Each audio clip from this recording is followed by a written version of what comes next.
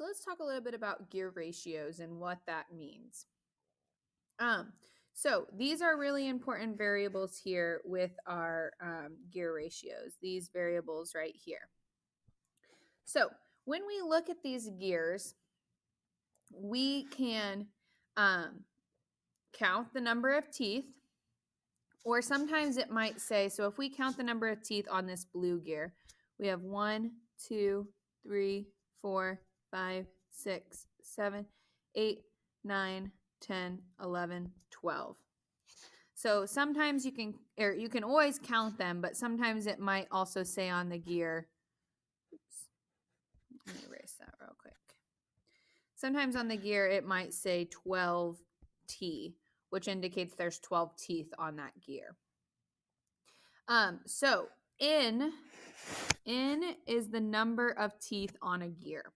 So for this blue gear, it's 12. N equals 12.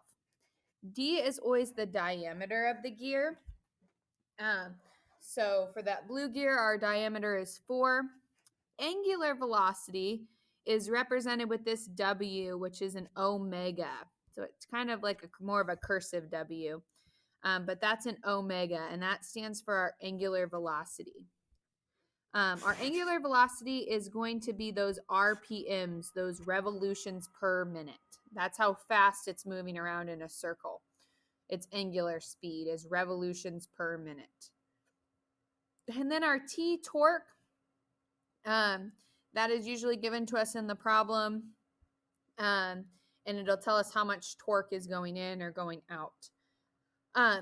Also, it will always indicate on the gear which is our driver gear, which is where that would be our in gear, and what is the gear that's being driven. That would be our out gear. So here, the red gear is our driver gear.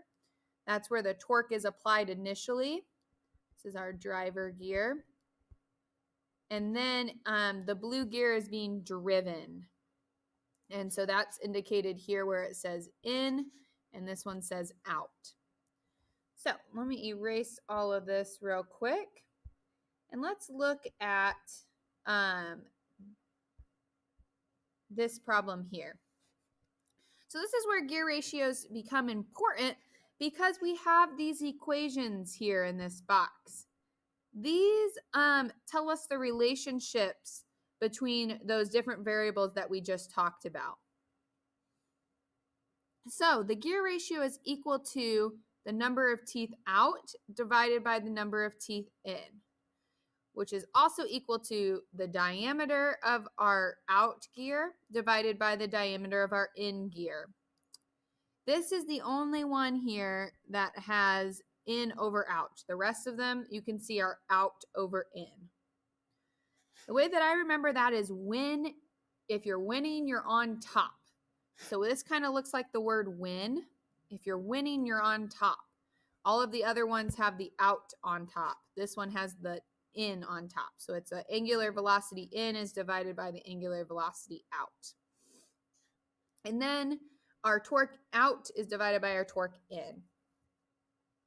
So you can use any of these ratios to find our gear ratio. So our gear ratio for this gear train is 2/1.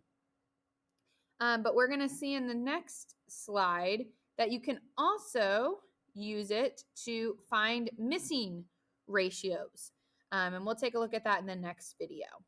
So these equations are important, and knowing those variables that we talked about on that first slide or that previous slide is really important as well.